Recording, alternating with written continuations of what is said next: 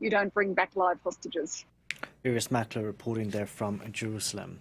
Now, the US Secretary of State is in Egypt this Tuesday. It's the second leg of Anthony Blinken's tour of the Middle East as he tries to secure a ceasefire in Gaza. Yesterday, he announced that Israel had accepted the US proposal, but Blinken has downplayed the public rejection by Hamas of the modifications in the latest deal. Ceasefire talks are expected to resume in Cairo later this week. Hezbollah has announced it's fired rockets at Israeli army positions in the Golan Heights this Tuesday. The militant group says it's in response to Israeli strikes on East Lebanon yesterday. The latest tit-for-tat comes as the region braces for response. WESN.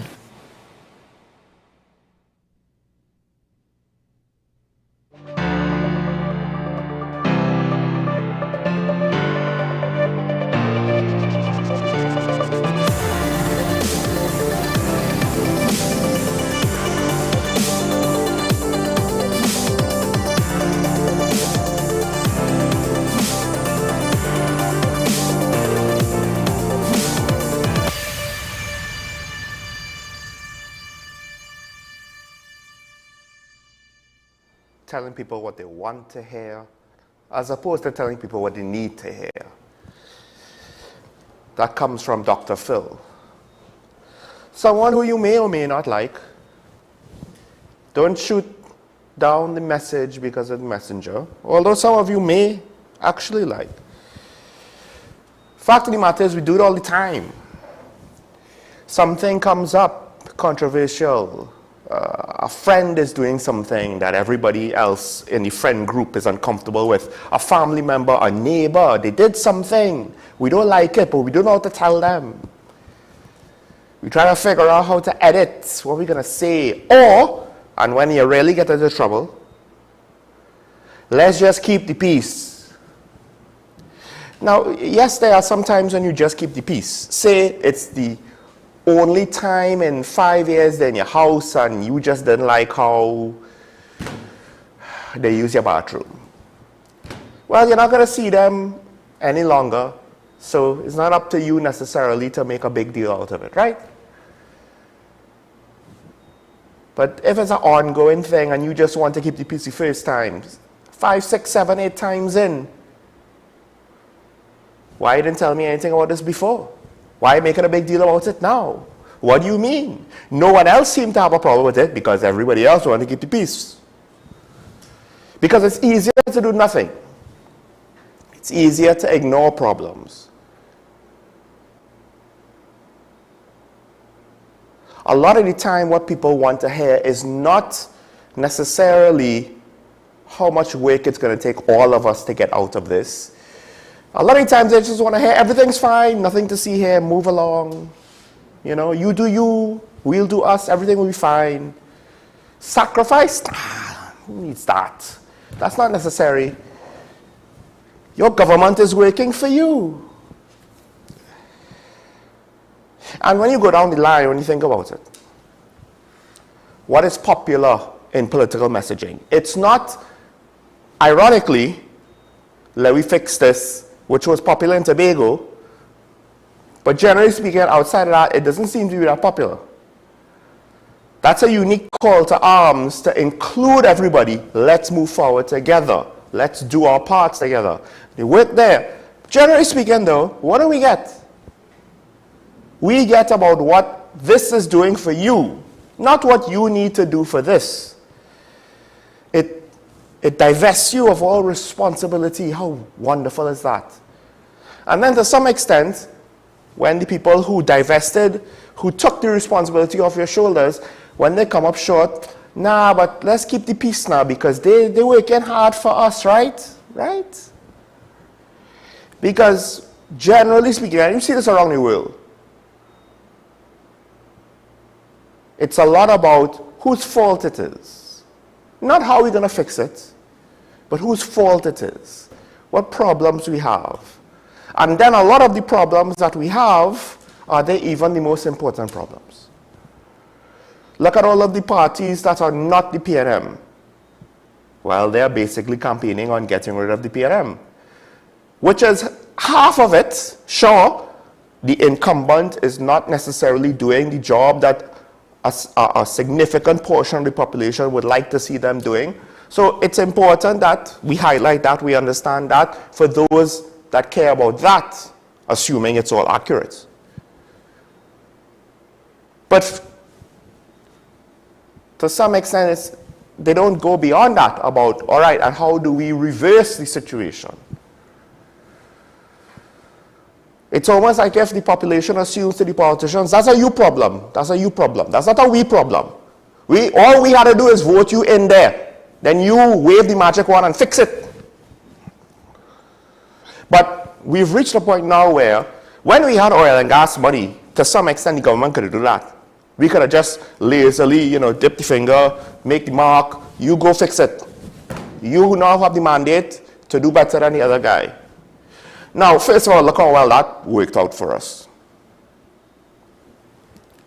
We have a fraction of what we probably should have in our sovereign wealth fund, aka the HSF, as just one example.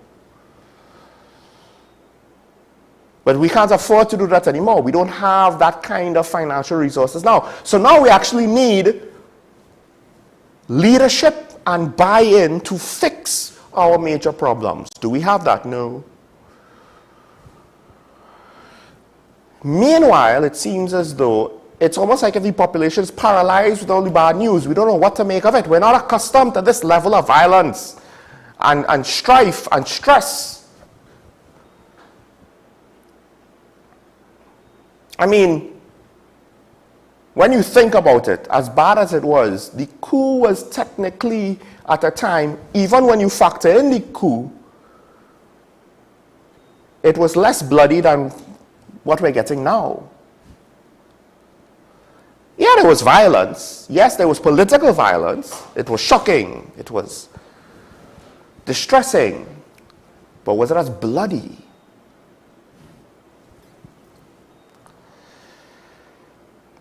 And then, of course, when you need the country to buy in to help deal with some problems and they don't, when the medicine is bitter and it's going to be unpopular, and when, to some extent, the politicians themselves either are too lazy or they just don't know what to do.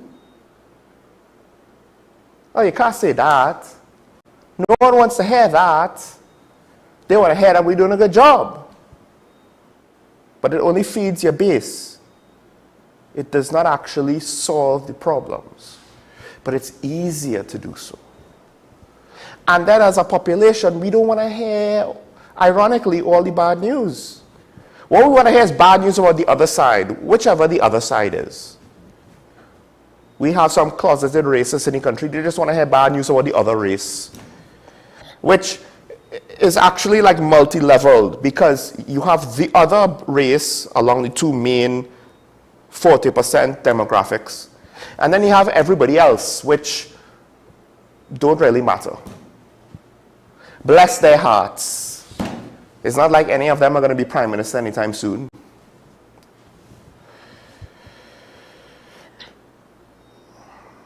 They don't want to hear anything hard. They don't want to face it. So it's easier not to make them face it, to tell them what they want to hear. It's the other guy's fault. 9 years in, somehow it's still everyone else's fault but your government which is working for you.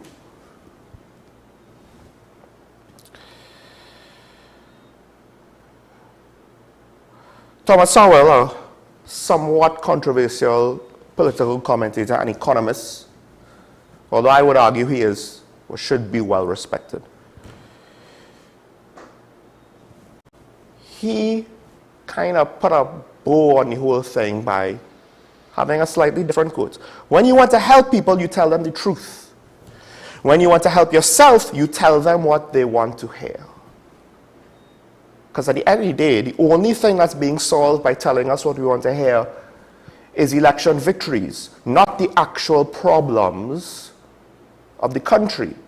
Because our political system incentivizes, and it's not to say that there's some better system that I could come up with at the snap of our fingers, this is what we should be doing instead.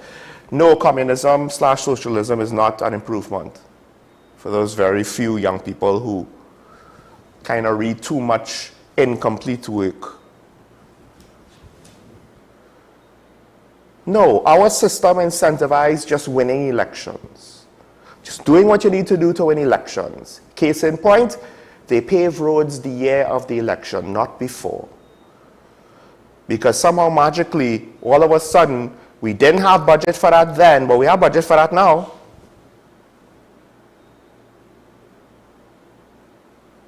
Campaign promises, half of them tend to not be kept.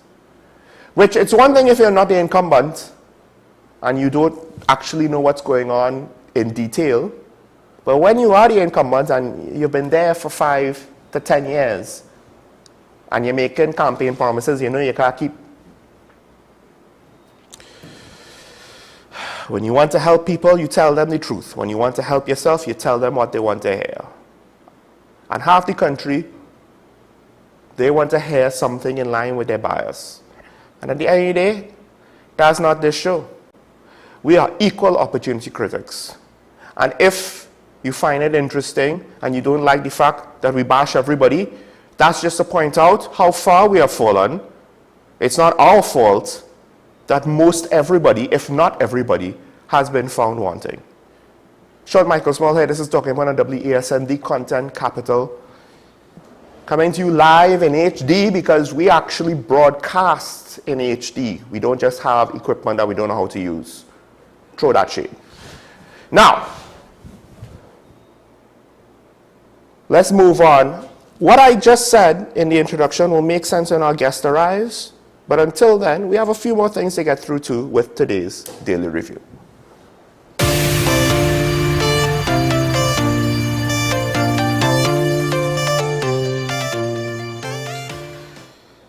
All right, first off, this might be a bit redundant, but I think I want to reiterate the point. I didn't necessarily speak about it too much yesterday, but the Commissioner of Police apparently is ordering more body cameras. Minister of National Security, he is seeking to assure the population that the police service is actively working to acquire more body cameras for its officers.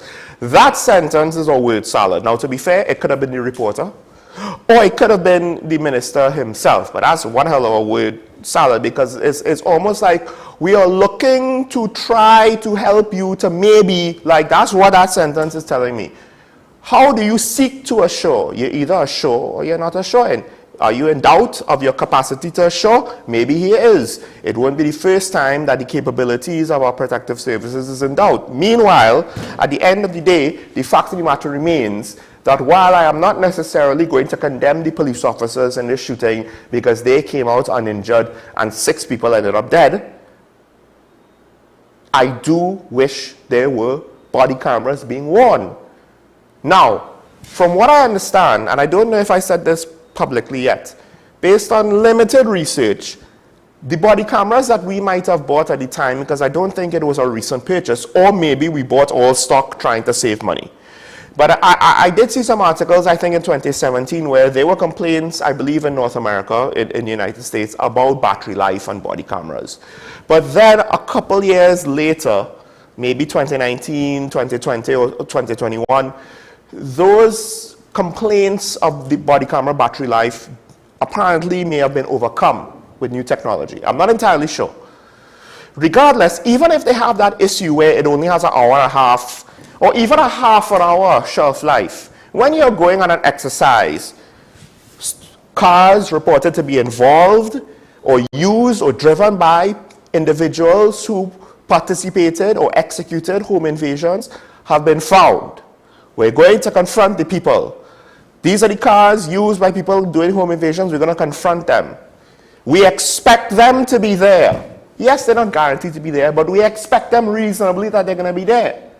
We also, because we're bringing all of the firepower, it's not as though we expect them to just cave in like mush, you know. All of a sudden their legs will give out under them and they just won't have any heart to resist. All it takes is the flash of the badge and, you know, fear will grip them.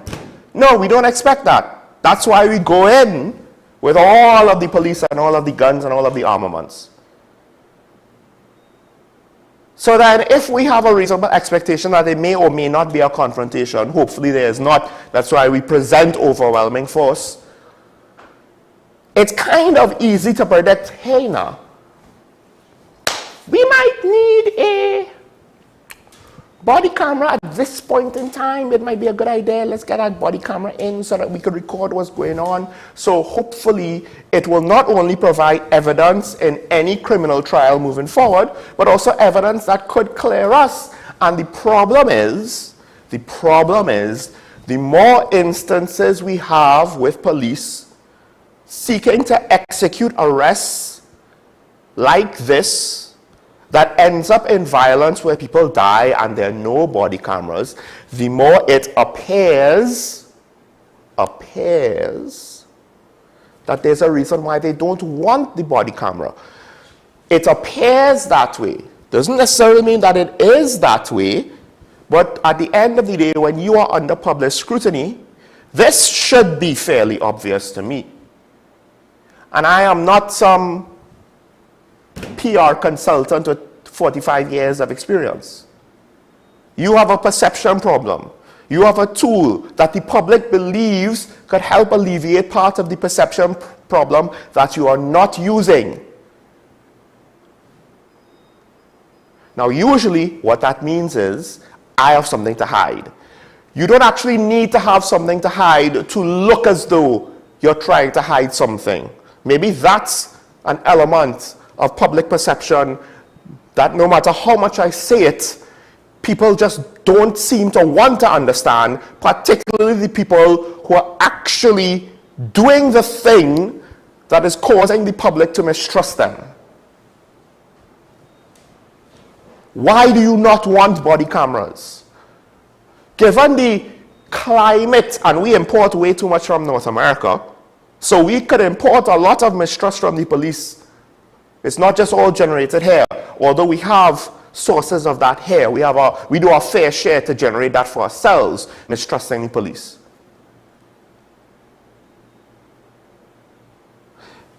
Don't you see what's going on there? Why would I want to now put myself in a position where it's my word against theirs? They mistrust me already. The badge is not giving me any special consideration. For the most part, if I was a respected police officer with a public persona, maybe.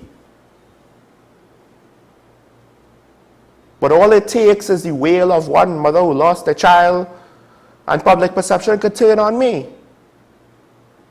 And then they want to lament, oh gosh, why are they treating us so bad? Why are they bad talking us so? Well, it's because you, for whatever reason, don't want to use all the tools to protect your own reputation. So again, it's not unreasonable to assume.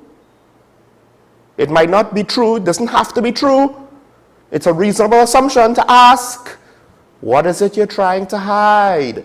And the sad part is it could be something very minor that they're trying to hide. Slackness. Because if the camera is on for the entire patrol, for those who go out in the field to patrol, if they have it doesn't have to be major slackness. It could be minor slackness. Brakes are a little too long. Maybe they go and check their girl while they're supposed to be patrolling. I don't know. Or their man if it's a WPC. And the sad part is a lot of the time, it's little things like that that then undermine accountability in the public sector in general, just to cover up your little stupidness. But then it leaves gaping holes wide open for important major corruption to sneak through.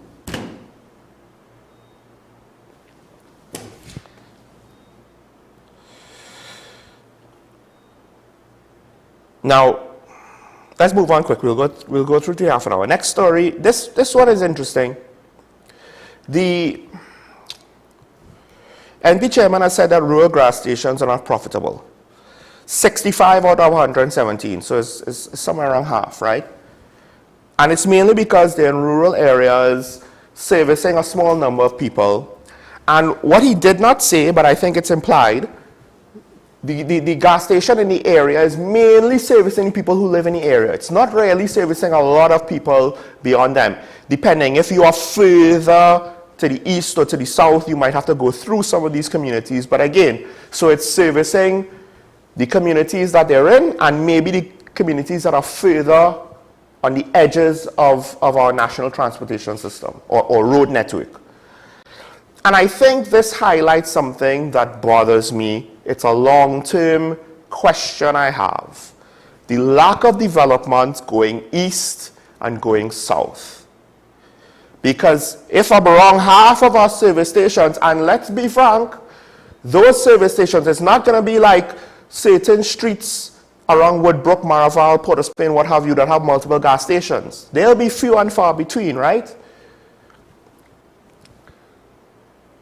We're not going there. We're not utilizing that land.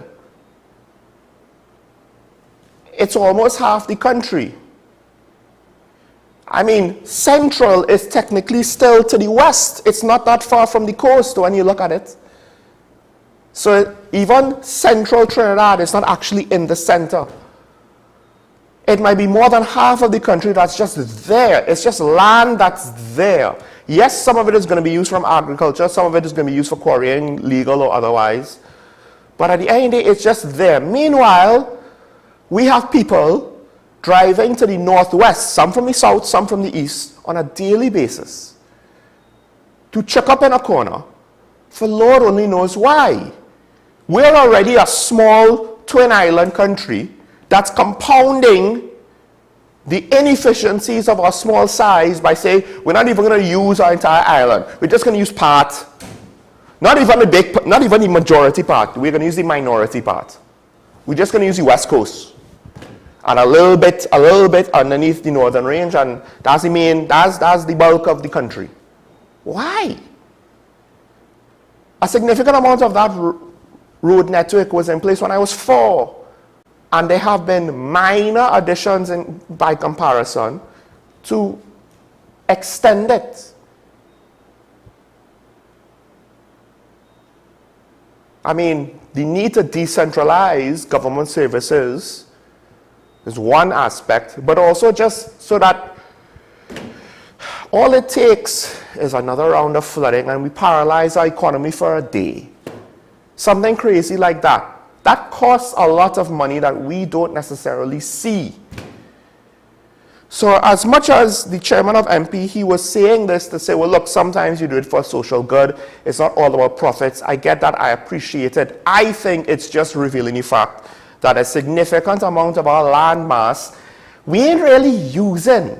And all the money we had throughout the years, which we could have invested first off in roads. And listen, when you have economic problems and you want government projects, one of the things is infrastructure spending. And arguably, improving our road net, now I don't know how the money would have worked out, right? So I'm not saying this is an apples to apples comparison. But an airport that might not see any flights come in for half of the week, if not most of the week, that's going to cost $1.5 billion. That's going to be fully staffed. And that is not supposed to be used for domestic flights, probably because it's going to be owned by the Chinese firm and we're going to be paying some kind of royalties at some point, but that's besides the point. We don't have the traffic of 3 million a year. We don't have an international flight per day going to Tobago. But we have a new international airport whose sole purpose is to facilitate those flights. Or we could have improved our road infrastructure, widen our road networks, connect more of the island together, and see where we could have further invested east and south. Except, I'm sorry, the private sector are too much.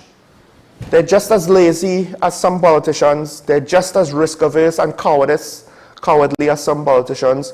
Because now it seems as though the only business model they know how to follow is using our forex to import more crap that at this point is going to be redundant to sell to us for TT dollars. And somehow that's supposed to be sustainable.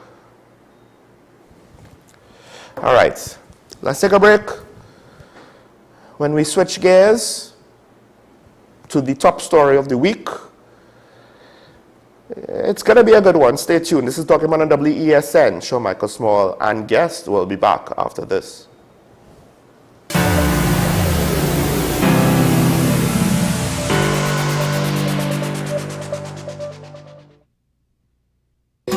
Take some time for yourself or spend some time with the family at Sandy Point Village Hotel. Enjoy our various studio and suite apartments, self-contained with their own kitchenettes and Wi-Fi. We also have our famous 100-foot swimming pool and our beachfront restaurant, the Steak and Lobster Grill. And our location in Crown Point puts us near the center of activity from the nylon pool to the local nightlife. Call us and make your reservations at 639-8533, 389-2378 or email us at sandypointvillagehotel@gmail.com.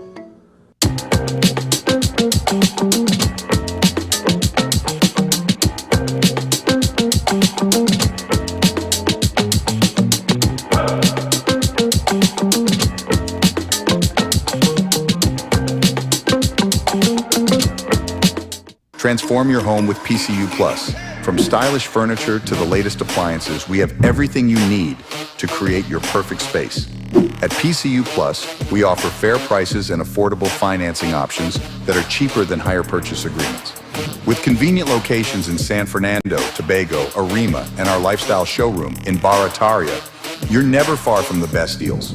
Visit PCU Plus today and discover why we're the top choice for quality furniture and appliances. PCU Plus. Quality you trust, prices you'll love.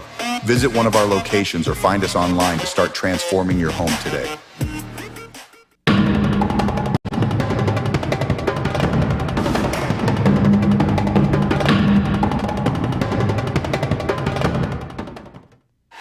FanZone, your reliable, authentic supplier, has just gotten better. You can now visit our website www.fanzonett.com for your authentic wear and collectibles.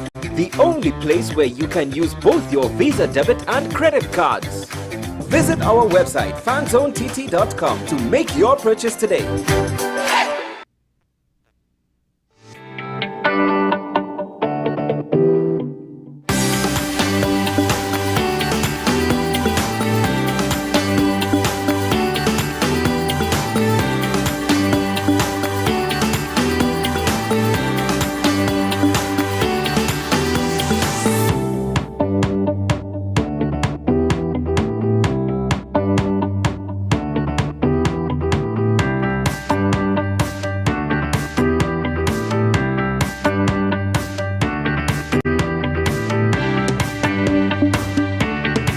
You are watching Strictly Legal on WESN Content Capital. Just give an overview of what exactly is that split arrangement. Now you don't need to register nothing. You don't need. We can do that another time.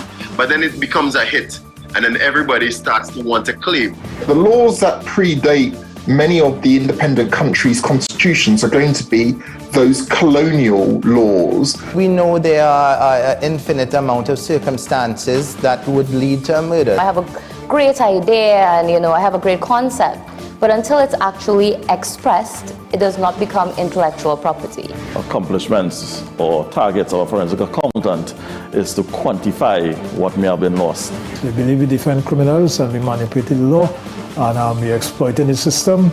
A responsible journalist will reach out to the person who they have the information on for a comment.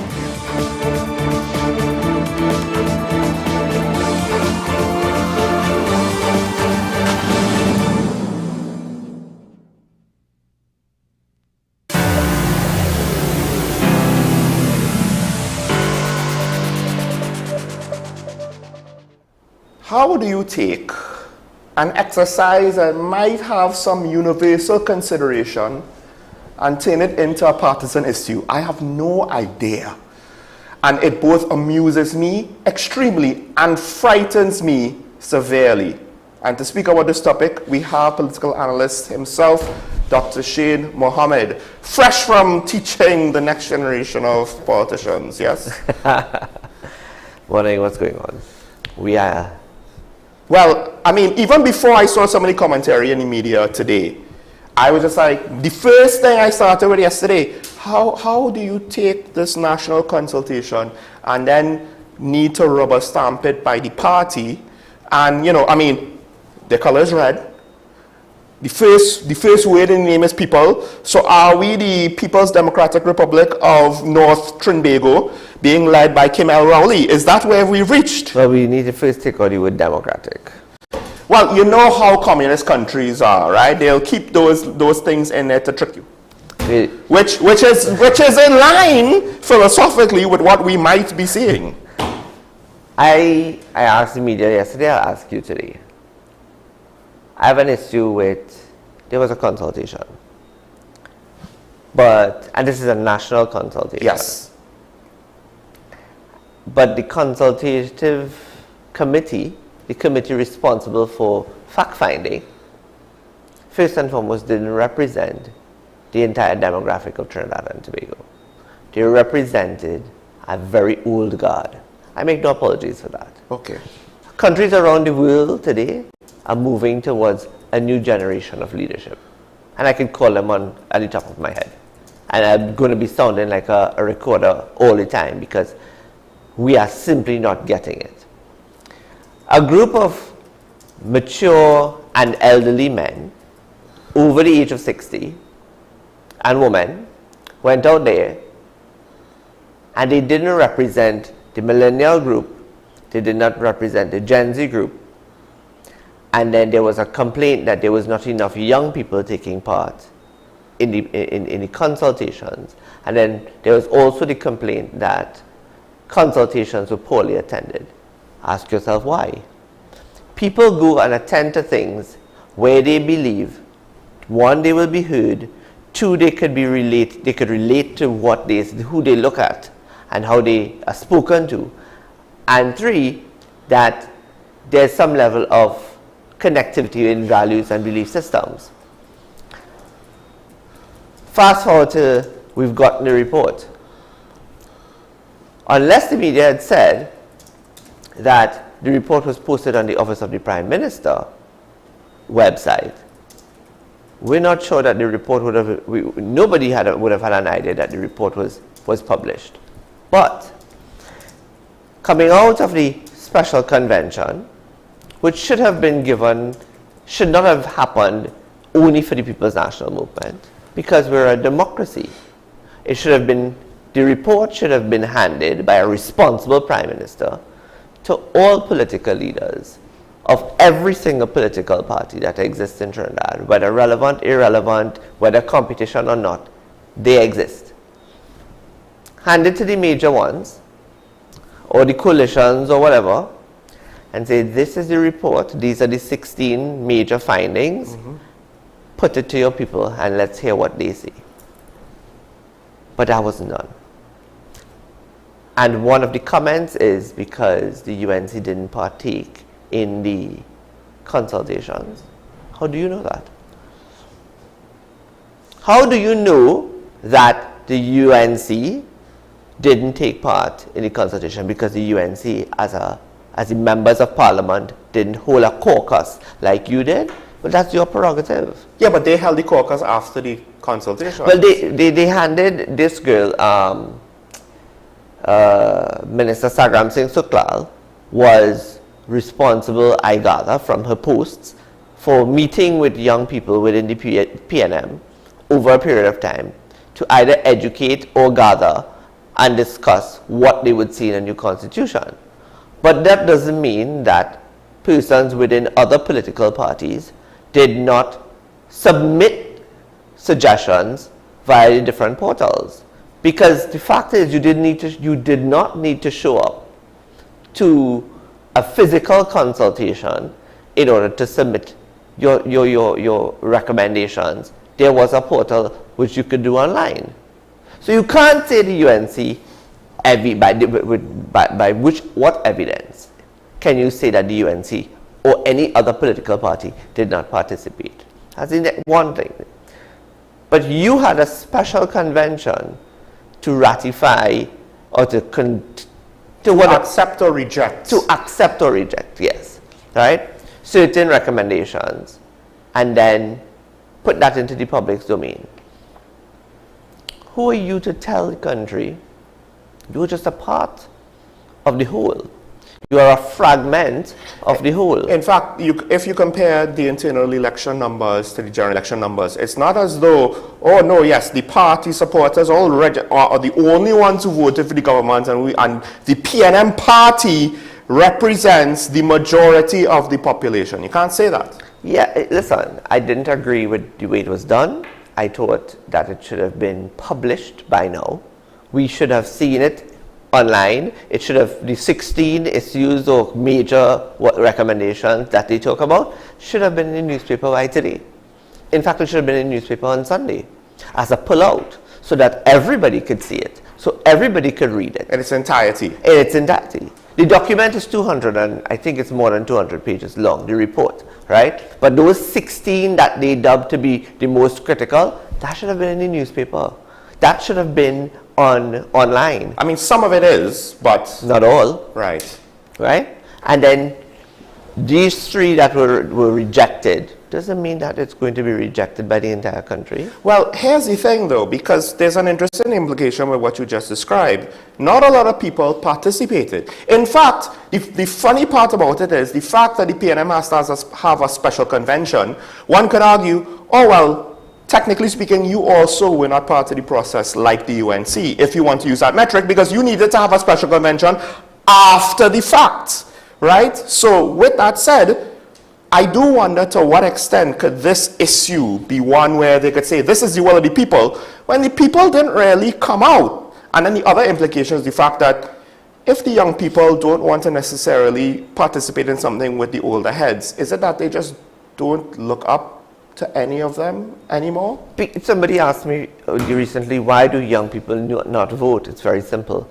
Young people don't vote because the people who they're supposed to be voting for they can't identify with and they can't relate to because they don't speak their language, they don't understand them, they don't take into consideration what their needs are and wants are. Because I think that last one is the most important one. Of course it is. You don't have to speak the language, right? You don't expect the Prime Minister to speak your language of what you and your boys talk about on the block. But if you could understand my life enough that it doesn't seem as though you're beating me down by negligence, right? Because that's what I think a lot of people, a lot of young people are going through. But yeah, it's almost as though the party need to speak on this. And I do agree to some extent with the opposition. It seems as though they're trying to make this a campaign point, like local government reform. And the opposition, I think, are somewhat right to warn us that, yeah, and just like local government reform, it might not go anywhere. Right? But this was a national exercise. And that is the first point. Why does the party need to... How is it that the party is now going to tell Cabinet, who is the government of the country, not the government of the PNM, what to do? You can't. In a national exercise? You can't. The party, what should happen is that the report should be laid before the Parliament. There should be some indication that the report is going to be laid before the Parliament, or that parliamentarians should have been given the report prior to the opening of Parliament, so that they can go through it. The fact of the matter is, yes, we understand the report is significant, but coming out of that report, there are 16 issues that are dubbed priority. Well, I hate to say this, but if the country didn't really respond, how significant is it really? Because it might just be a set of the talking heads who on different platforms might have said the same thing for years. And now that the Honorable Basil Pandey died, we take it a little bit more seriously because we don't actually, cherish our people until they die. And the truth is, really and truly, Mr. Pandey spent the latter part of his life championing for constitutional reform, indicating why certain things were necessary, and then he passed, and then suddenly constitutional reform, boom, was an important But not just that. I could be wrong, but does it seem to me that some of the things the PNM just conveniently rejected are not, or actually what people the former Prime Minister particularly was championing? Yeah. And some of the things that's on the table, I'm like, this was not, to me, part of constitutional reform. What is the problem with having fixed elections? What was the issue? What is the issue? Do you know if separation of the executive to the legislature is part of it? I'm not sure. I haven't read, well, no, not yet. I think there's language, according to some reports, about limiting But you know what that means. If you leave anything subjective, and we should limit, we should turn it into, well, we'll take that under advisement while there's a limitation of 18 members in cabinet. Yes, no. But when I say limitation of how many people in Parliament can be members of cabinet. Well, you see, that's a whole cultural shift. And then you have to take into consideration that that's a little bit of following the American system, right? At least the members of Congress, which are the members of Parliament in the House of Representatives in the US, and the members of the Senate in the US, they still have huge responsibilities in terms of legislative agendas and policy agendas. And they still sit on many subcommittees which give them some level of quote-unquote parliamentary cabinet responsibility, because they sit on the House Judiciary Committee, all of those things, right? So there's the reward as well. We have committees. How effective are they? Well, to be fair, at least the national security one, and I think the one that deals, it's not labeled public utilities, I can't remember which one it is. Yeah. They have revealed the things that have not really been revealed before in other I still believe that the committees of Parliament, those standing committees, those JSC committees, they need to be strengthened. They need a lot more teeth. They need to have a lot more power. Yeah. I think that's important. But we need to understand that we are calling for proportional representation. But we must understand what proportional representation represents. And just to go back, that's one of the things I believe Mr. Pandey was pointing to. Right. So to throw that out. Now, proportional representation can work the same way it works in local government in terms of the allocation of aldermen. But proportional representation can work if we expand the number of persons within the Senate. And there's a mechanism in which we can do it. There's also, we can have a hybrid, a first past the post in the lower house and a hybrid of proportional representation in the upper house to balance the scales. Which I think is what is on the table. So it's not even fully proportional representation. No, because you see, if we can't even, and I wrote this the other day and I'll say it, there are capable people in this country who are ready and willing to be part of a new political entity that is capable of taking Trinidad and Tobago forward. The problem with it is they get knocked down on their first go by the very people who are saying, well, we need something new, we need something new. So if we can't move beyond the two-party system in Trinidad and Tobago, how in God's name are we going to work towards proportional representation? Because proportional representation requires serious political negotiations, especially when a political party doesn't get the majority. And because at one point was constitutional reform about changing the coat of arms. Now I'm here nor there of it, right? Right? Apparently this was a thing before the Prime Minister brought it up. They even have like they made artwork samples, right? That they don't look that bad, right? So at the end of the day, listen, I'm neither here nor there for it, because I do think there's something that I don't like about trying to erase things in history, right? But at the end of the day, that's not my real issue. My real issue is the fact that this is the hand being waved in front of us. Look at the hand, look at the hand. We're going to change the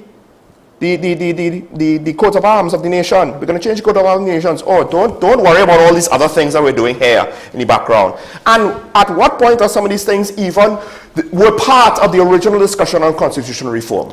The thing about it that concerns a lot of people, and people are asking the same question. He's saying that he's going to give it a 6-month transition period. But a 6-month transition period means our ID cards, our driver's permits, our passports. How do you do that? All of our birth certificates. Oh, sorry, it's a permanent. It's not a temporary transition, right? It's just permanent. Okay, yeah. So you get up and decide that the steel pan. So here what? You still care about the steel pan? And you now care about the steel pan because they only recently got the steel pan painted. You know, this year, a lot of steel pan things happening, huh? But the largest steel pan festival in the world is called the the Marimba and Steel Pan Festival in South Africa. Right? But you love the steel pan. The steel pan is ours. We created it. But the largest steel pan festival in the world takes place in Africa, a continent. Not even in the Caribbean. Not even in the region. Right? On top of that, there's made in Japan, made in China, made in USA steel pans. Right? So your horse has already bolted. You've been in power for 9 years, and this is just this 9 years, but let's count all the other years that you've been in power, which is in the report. The report of the Constitutional Reform Committee says the amount of times the PNM has been in power, right? In 1971, they had absolute power because they were 36-0. Yeah. But where was the steel pan then? Wasn't the steel pan relevant then as it is today? Why is the national, look at anybody, I challenge the whole country, look at what the Order of the Republic of Trinidad and Tobago looks like. It should actually look like a steel pan. It doesn't resemble an actual steel pan. So if you're nationally the highest award of your country, you so pride the steel pan, it should also be reflected in the highest award in your country, the Order of the Republic of Trinidad and Tobago. So they don't want fixed election dates. They don't want proportional representation. I mean, to some extent, it literally seems as though the party is saying, no, we like our advantages, let's keep them. Because they assume that it will work in their favor forever. And to be fair, it kind of has. It probably will. Now, at the end of the day, though, because the irony is, technically speaking, the margin of victory is not that big for the PNM. As much as they want to talk about the fact that, oh, you know, we have been in power for however many decades, more than the other guy, right? Which some of our callers rightfully criticize, well, that just means that they're responsible for most of the mess we're in, right? More responsible than the other people. And well, there's also the argument that the people, the alternatives who've been given the opportunity to serve, betrayed the mandate that they presented the people that they were going to do, and it eventually led to them sending the other side that they kicked out back in. So apparently Mbeta said we are perceived as less corrupt. I would like to see that in a statistic. Well, here's the thing though, this exercise, this to me, and a lot of people might not agree, but I find this is a lot of smoke and mirrors, distraction. Meanwhile, listen, I understand people might want to move on from the Privy Council. The Privy Council wants us to move on from the Privy Council. I'm not ready to move on from the Privy Council. Not after the last year or two that we've had with regards to we can't rely on anybody else to ensure certain things are not completely right. The first grouping of people that should be consulted about the Privy Council and moving to the Privy Council are the people that practice law. And therefore, they are the same people who should be consulted as it pertains to how they award silk. And they are the people. So I'm a firm believer in, if you want respect, you give respect. And I respect people's expertise. The legal fraternity are a huge part of our framework. And therefore, they are the persons who are best poised to say yea or nay to the Privy Council or yea or nay to the CCJ, not the common man, right? And therefore, if we don't want the CCJ, then why are we housing them in the Republic of Trinidad and Tobago if we have no intentions of going there, right? Why? And it's been for like 20 years or something. Since 2005, yeah. Yeah, which is ridiculous. I literally started off doing a business law course when it was built, and the lecturer was speaking about that, and then I took a pause, came back almost a decade later, still talking about the future of Trinidad and the CCJ. It was surreal. Listen, so the CCJ is a problem, whether or not we're going to go there. They rejected any level of proportional representation, and it's not something that's impossible. It's just that I believe that we're not there yet, as per our political behaviors. And if the adults, quote unquote, the adults who are the politicians who are going to be the ones sitting to negotiate, because in proportional representation, most likely there's going to be a coalition government.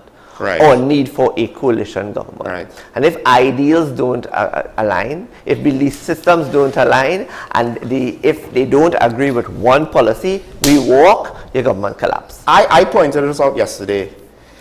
I think ultimately I put a lot of this on the voting public, particularly since so many of us don't vote, right? And I think, okay, fine, you might have not liked the options before, but now things are different. And I pointed, and we spoke about this, I pointed to Tobago. Hey, at the end of the day, they changed the game. The voters changed the game. And now you have the minority leader and the chief secretary. We have to come together to deal with crime. We can't afford to do like what Kamala and Dr. Rowley doing in Trinidad. This is no time for games. You see, there's also the one thing that I respect the Tobagonian people for, is that when they fed up, they fed up. They are pseudo fed up, they are pretend fed up, they are, oh God, well, this is how it is fed up. No. And it's not a flash in the pan. No. Because this sentiment, yeah, I think, has forced the politicians in Tobago to take their jobs a little bit more seriously. Seriously. And they are even more so, they're going to say, they are the ones that have said to Farley, and within even the first year of them being in government, okay, we give you a year, your honeymoon period is over, get to work. Start doing what you need to do, because if you don't, start counting the number of seats that you're going to start losing. Now, I don't believe that they're going to lose, they're there where they're going to lose the 2 seats in Tobago. I think the momentum is still there. Tobagonians are still resolute in where they stand, right? But you see that whole, we need to fight crime together, that's sitting together and pulling each other, coming together as one for the greater good of the island and the people and their tourism reputation. Because if no airlines stop, if no international airlines, which is really just one right now, 1.5 right now, right? Is this so much? I was there for a month. I didn't notice any international well, my flights friend, one international. Are we talking July? one BA flight and then one New York flight that stops in Tobago before it comes down to Trinidad. It's not even a foreign airline. We can't count Carl as a tourism carrier because for whatever reason, you know, and my family has said this before, we own the regional carrier to the Caribbean. How many tourists come to the Caribbean through Carl? Zilch, zero, not even to Tobago or Trinidad. The diaspora does, but the diaspora is a carnival seasonal thing. Yes. Actual tourism, to spend tourism dollars, to go into all of the tourist traps, right? Because they want to have a nice vacation, not because this is home and I'm going back home and I'm going to sleep by Tanti and I might eat my doubles on my KFC. The regional carrier does not bring any of them in. No. And they've not expanded they've not seen it fit to even pull a Toronto, Tobago, Trinidad route, or New York. Well, they've done the New York, or a Miami. They've not even, I mean, there's no, I was looking at Delta Airlines a couple days ago. And Delta Airlines has 4 seasonal routes that is starting for Christmas. It's going to Antigua, it's going to Barbados, it's going to Grenada. No Tobago, no Trinidad, right? And they're going all the way as south as Grenada. Yeah. So fuel cost is not and United has started flying over and going over down to Guyana. JetBlue is doing the same thing. So in some instances, I mean, we can't even get Air Canada to come here. Meanwhile, some time ago we tried flying to Brazil. Because, you know, we have a lot of Brazil customers in Tobago. Then we tried going to Puerto Rico because, you know, where else but another Caribbean island? Obviously, they would want to come to a different Caribbean island. And Carl cannot do they have the license to fly to Houston. They did it, they did a trial and they haven't gone back because clearly they can't compete with So I think Tobago with the oil spill, response, with the crime response, I think for whatever questions they had on Farley, because I still have questions about that audio tape. I'm not letting that go, but I'm shelving it, which is not technically the right thing, right, according to our WSN site host, Sule Joseph. You're not supposed to shelve problems, but I'm shelving it because at the end of the day, on a practical level, he is still the chief secretary, he still needs to do the work now, right? More importantly, things are serious. And I agree with you. Those 2 seats might go on any margin of victory. It's all up in the air, right? Now it's just how unpopular is the UNC, or can somebody else come in to even take a seat, any seat, but then who they take it from? But my point is, I'm very confused how the PNM, because they've had a lot of controversy, particularly in the last 2 years. It's incredible how before it seemed as though events were balanced, and all of a sudden I couldn't help but just report negatively on the PNM because that's what was factually happening. And it seems as though they needed the local government reform to pull them out of that hole for local government elections. Didn't really pull them out of the hole. And now this is what they're settling on, because they can't do it for the economy, they can't do it on crime, so what else are they going to do it on? Well, but should they? We can't get constitutional reform going unless there's a constitutional majority who are coming together of the members of parliament on both sides, both houses. And that seems very likely they're going to get it all by themselves, right? The chances of that happening is nil. Yeah. No, but what I'm going to say, it's not like for the next election, the PNM like, yeah, and then we're going to win 3/5 of the House. No. Like, no. So then I don't understand. Is this an attempt to maybe undermine the UNC somehow? I've said this before, I'm going to say it again on set. Dr. Rowley's main #1 competitor is not alive. Dr. Rowley's #1 competitor is not Kamla Persad-Sessa. His #1 competitor is none of his deputy political leaders. Rowley's #1 competitor will always be Patrick Manning. And the legacy of Patrick Manning, he will forever be in competition with, and he's going to try his best to create a legacy that can challenge Mr. Manning. There's a problem. Mr. Manning was charismatic, he had charm, he knew how to speak to people, he knew how to relate to people, he was kind, he had a vision, he was able to put aspects of that vision into play. And it's something that was said and I agree with. And the comparison was made to Margaret Thatcher. Tony Blair said in 1997, when he became Prime Minister, coming from an opposition party being Labour, he said, we all came down on Margaret Thatcher for the plans and for all of the measures, economic measures she put into place in order to save the economy of Great Britain. And we ousted her out of office as a result of. But we are seeing the benefits of those measures today, that was 7 years after, when he assumed the prime ministership. Mr. Manning had a vision for Trinidad and Tobago. Growth, development, progress of our people. Yes, he got frustrated by the system because he was tied. His hands were literally tied as to what he was able to do. He developed parallel organisms in which he could have gotten the job done. Not necessarily the ethical thing to do. Yeah, right. Yes, because we are seeing some of the consequences of that now. Not necessarily the ethical thing to do. But it's because of Mr. Manning, we are paying less rent for government agencies. And we own spaces as a state that we can call our own.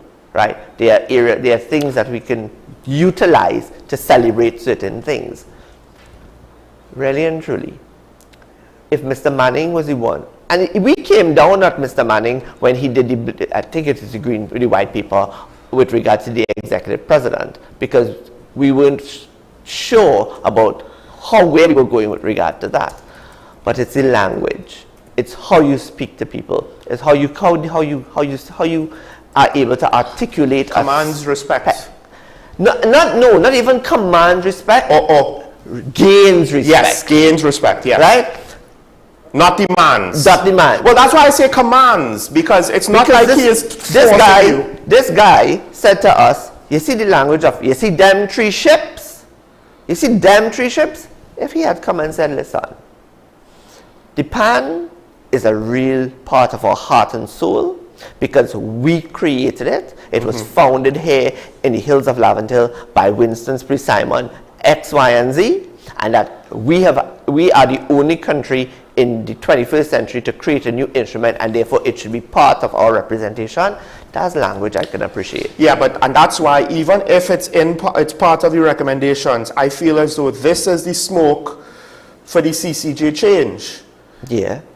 They don't want the Privy Council, because how dare the Privy Council tell them that what probably was unconstitutional with regards to the local government term change is unconstitutional. Like, how dare they go against what we say is the correct thing because we just wanted it that way? You see the same way he said them 3 ships? Why he didn't say them people in the Privy Council? Had to go. Say the same thing now. And I just like to point out, before we do have to take a short break. I don't know if we have any calls waiting, but it's still too early. A couple of things. One, you said Mr. Manning had a vision. I think you're right. His legacy are those projects in the waterfront, among others, that we see benefits for, that there was a reason for, that we will benefit for in the future. Meanwhile, I look at the current Prime Minister, I look at his legacy projects. He wanted a Sandals, it didn't work out, then he moved to an airport, which may or may not be financed with Chinese money, which may or may not we might have to repay afterwards, which we may or may not be able to repay, which we may or may not then have to pay rent to use or some sort of royalties because we won't own it. Meanwhile, really and truly, Mr. Manning, he had a vision to achieve a goal. It wasn't as though Mr. Rowley started with, oh, well, let's have an airport. No, he started with Sandals. When Sandals failed, he pivoted to this airport. That seems to be more like... Have you seen that airport? It is huge. Have you seen where the airport is built in terms of the terminal building, the distance between the terminal building and the building across the road? Well, yeah, I think there's a security concern there. You've built a 4-story humongous terminal building that has one international airline guaranteed to come to Tobago on a weekly basis. Yes. You don't have like Grantley International where you have 7, 8, 9 airlines. No, you don't understand. People visit locations based on how nice the airport is. It could be a wasteland with toxic sludge, but if the airport's nice, they're going to come and spend money on duty free, apparently. You know, because that's what everybody wants to do. Who needs to go to JFK when we could come to Crown Point, right? And let's not forget, what saves our current airport in Tobago, and to some extent Piarco, what justifies the cost of keeping it open every day, is the fact that there are flights. And with regards to Crown Point, that there are domestic flights. And domestic flights are not supposed to be, according to what was said, going into that terminal. And also rent from those international flights. Because what people don't realize is if a flight stays on the ground overnight, like American Airlines does, like a few of the airlines. Well, yeah, that's what that might be. Because, okay, a family member, my brother pointed this out. Why didn't they put hangar facilities in Crown Point?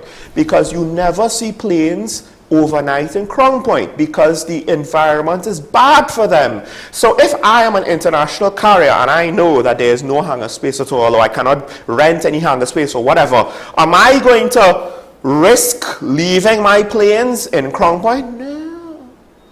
No. Maybe I'll fly to Piarco, but we don't do that either. You see, the thing about it is, we need as a country to figure out where we want to go. And what we're getting out of the 2 leaders is where they want us to go, or where they think we should go. But is it practical? Is it realistic? Does it give you hope for tomorrow? Does it give you expectation that your kitchen cupboards are going to be filled? There are children there's families that are making ends meet as we speak. 2 weeks before, today's the 20th, so 2 weeks before school is about to open, how many has the government, I asked this question, I'll say it here, has the government made available to the public via social development, via youth development, via education, any grants, one-off grants to help those that are in need of school books and school shoes, and just to give them confidence? Remember, it's not just about going into the school term. It's about going into the school term and feeling confident as a student. You and I could remember that. Yeah. Going into the school gym and feeling confident that I have a new shirt, that I have new trousers, I have a new pants, I have new sneakers. Even if that sneaker lasts me the next year, it's new. There's some families that are struggling. They are struggling to meet that demand. And there are families that are saying that we have to decide what the priorities are. My students who are doing an MBA have said to me, they say, Doc, we are what you call the working poor, because yes, we are degreed, but we are so stuck in terms of cost of living and trying to make a life for our children and trying to also improve ourselves that there's no avenue for us to save. Yeah. Right? And then you ask yourself, well, what's going on in the economy? You know what the question I ask? Was this state of where we are today intentionally done by this government to keep people within a status quo so that they become dependent? Not the first time I've heard something like that. I honestly don't believe it's a grand conspiracy, because I think that says that there's a great deal of intelligence that I don't think it goes that far. But I do think, though, that on a smaller scale, to some extent, well, it's easier to give in to what the public wants. Is it good for them? Probably not. But I'm not going to be the one to step out of line and try to be the Margaret Thatcher or the Robinson, right? I want to be the liked one. I want to be the Clinton, right? You will love me even while you let me maybe destroy something that you need, right? I don't want to be the unpopular politician, but that's a delusion, because they're both unpopular. Well, I saw a post last night about an election in December, and I laughed, and I made a comment. Well, are you all ready for an election in December?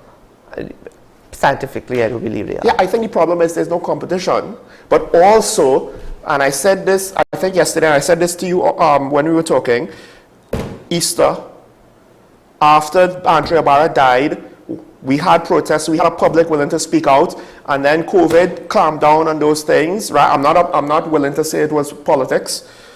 And after that, crickets, the population is silent. So and in part because there's no political competition, disappointment of the fact that we don't just have two bad choices, we have two dead-end choices. That's what it seems like. And I think, though, to some extent, it's our responsibility, because we kind of told the politicians, this is the kind of thing we want to hear. That's how I started the show, right? If you want to help someone, you tell them what they need. If you want to be popular, you tell them what they want to hear. This is the kind of things we wanted to hear. And we let it happen. And we did not actually, no one was willing to be the leader and say, hey, because the last example we saw, whenever anybody bucked the system for whatever reason, Manning, out. Robinson, out, right? Whether they had an agenda to suit their needs or not, they were bucking the system, they were forcing the issue out. And the thing about it is, the Robinson government was literally booted out of government because of something they were not in control of. All right, I've been told we have callers waiting, so, do we have a caller waiting?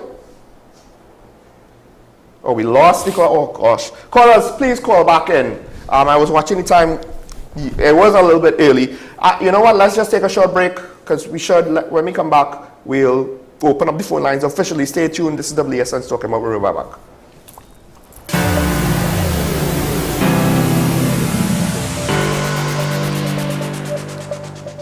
Well done, now.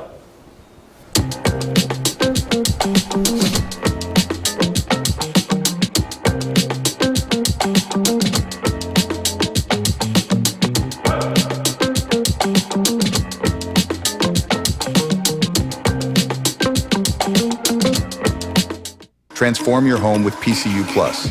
From stylish furniture to the latest appliances, we have everything you need to create your perfect space. At PCU Plus, we offer fair prices and affordable financing options that are cheaper than hire purchase agreements. With convenient locations in San Fernando, Tobago, Arima, and our lifestyle showroom in Barataria, you're never far from the best deals. Visit PCU Plus today and discover why we're the top choice for quality furniture and appliances. PCU Plus. Quality you trust. Prices you'll love. Visit one of our locations or find us online to start transforming your home today.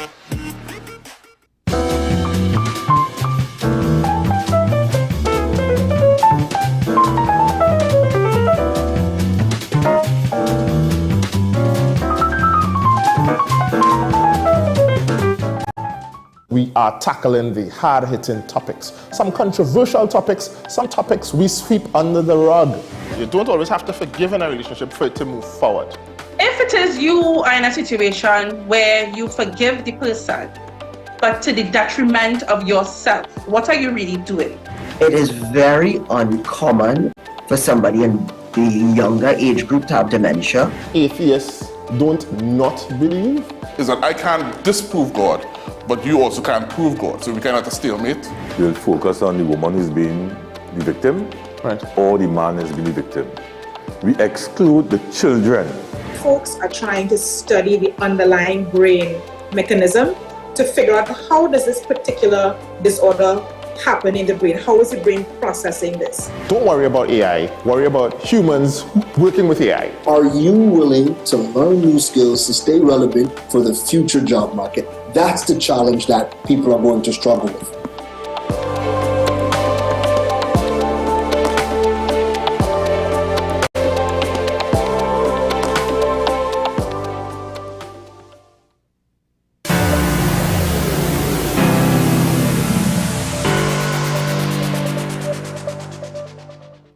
And we're back here talking about the WSN. We have Diego Martin on the line. Let's go straight to the call. Good morning, caller. You're on here. Mr. Small and Dr. Mohammed. Dr. Mohammed, a quick question to you. You don't have to answer. Were you a member of the UNC before? I was. All right, okay, good. Now, you made a statement that they are both unpopular leaders. I disagree with that wholeheartedly. You know why? Right. Reality is that nobody can remove them as yet. You can't say they are unpopular. So you have to go back to school and think about that. Okay. I want to talk reality. And I want to talk about this property tax. I had the opportunity to carry an elder to pay his property tax. You went, everything was all right. When it's time to pay the cashier, and this is in Shogun, I said, when it's time to pay the cashier, you know, they say they're going digital. He has to go back to the bank, the ATM, to get cash to come and pay. Yeah. What sort of rubbish is the road is so pathetic. You punishing senior citizens 3 or 4 times. Yes. And while going to the bank, that Republican should go on as main road. Right in front, about 20 meters from him, there was a robbery. A fella come out and he think I'll take his money and he go on. That is the reality. That is what I expect the press to be portraying all over the world. Basically tell the citizens where the government had failed. For example, this distraction of putting steel pan and removing the boat. I mean, this is radical. There are a lot of facetious statements. They say they're going to give those boats when they move it to the Coast Guard to protect the border. I think it's really thing. And my experience yesterday, I had to bring this out in the open. I want to understand the digital minister and the finance minister, what they're really doing. Every minister have failed in this country. And that is what the basic things that the press should put to be shared. Let the people know what's wrong and what's right. As we're going down a hole that we cannot, the press supposed to have on its front page, Ola must go. She says she's going to reduce it by 10%. 10% would have, based on the previous one, would have been, what, 5 something. We on the road to 640. And Ola is still the Commissioner of Police, and we allow Christopher Rowley and the PNM to do that. That cannot happen when they collapse a police service and we continue to have the blood being spilled on the streets. We're going to have a nice morning. Thank you, caller. We have Mova on the line. Good morning, caller. You on here? Good morning, gentlemen. Morning.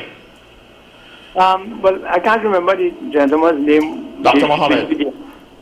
Okay, doctor. I would like you, when I finish giving my contribution, I would like you to expand, if possible, on what you meant by the NAR government to do by things out of their control. I'm just curious, but I have my own opinion. But nonetheless, let me just give my opinion about this, about Patrick Manning being this great visionary. Now, I have a problem with people, what I want to call cherry picking. You're picking some things to say he was a great leader, but you're missing some very crucial things where we in this society, sometimes I wonder if we are asleep. How could I praise a prime minister who met with criminals? You see, this country, sometimes I wonder what my people, especially the educated, do. You met with criminals, all known criminals, okay? You renamed them community leaders. And you were instrumental in these people being given contracts that made them make millions. I can't understand how even up to today, no psychologist, no criminologist ever stopped to think, if I am a police officer, a genuine serious police officer of law and order, all these people... I think, caller, you may have disconnected yourself with that beep. Caller? Okay, he might still be with us. Oh, he's gone? We have David on the line, all right. If Mova, you could call back to continue, but we have David on the line. Good morning, caller, you're on here. Yeah, with all this, such a pleasant morning to you and Doc. Morning. Morning. It's about time you start limiting callers to a specific amount of time. You have a very important guest to you this morning, a specialist in that particular area. And you have callers jumping all around the place like jackrabbits.